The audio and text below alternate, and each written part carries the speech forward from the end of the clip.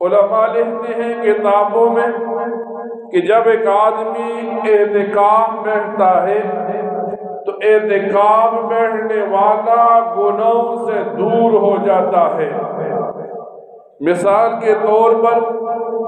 ایک مسلمان رمضان کے آخری 10 دنوں کے لیے مسجد میں آیا، اللہ کو راضی کرنے میں لگ گیا، عبادات کر رہا ہے، تلاوت کر رہا ہے۔ اب لوگ بعض عبادتیں کرتے ہیں، مثلاً کوئی محلے میں کوئی آدمی فوت ہو گیا، کوئی رشتہ دار فوت ہو گیا، اب اس اعتکاف والے کو اجازت نہیں کہ باہر نکلے، لیکن لوگ جائیں گے وہاں پر اور لوگ وہاں جا کر جب جنازہ کریں گے، جتنا لوگوں کو جنازے کا ثواب ملے گا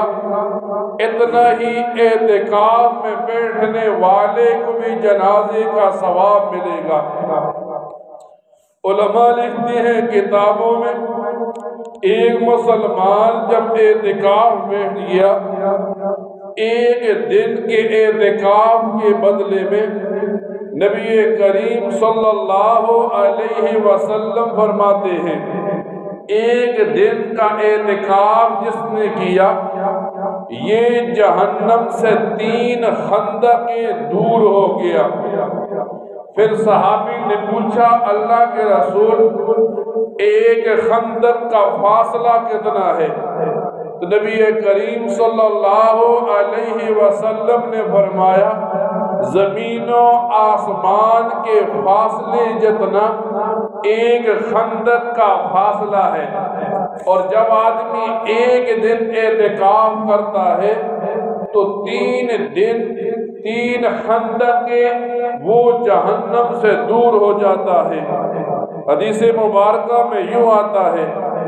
ایک آدمی اللہ کی رضا کے لیے اعتکاف میں بیٹھ گیا، جب اس نے صحیح اللہ کو راضی کرنے کی کوشش کی تو اس اعتکاف میں بیٹھنے والے آدمی کو 300 شہیدوں کے برابر ثواب دیا جاتا ہے۔ یہاں تک نہیں بلکہ حدیث کی کتابوں میں یوں آتا ہے نبی کریم صلی اللہ علیہ وسلم نے فرمایا جو آدمی رمضان المبارک کے آخری 10 دنوں میں اعتکاف میں بیٹھا اور اس نے 10 دن اعتکاف کر لیا تو اس مسلمان کو 2 حج اور 2 عمروں کے برابر ثواب دیا جاتا ہے۔ اب جب بندہ نبی کریم صلی اللہ علیہ وسلم کی زندگی پڑھتا ہے، نبی کریم صلی اللہ علیہ وسلم کی زندگی میں جتنے رمضان آئے آپ نے ہر رمضان کے آخری 10 دنوں میں اعتکاف کیا۔ ایک دفعہ ایسا ہوا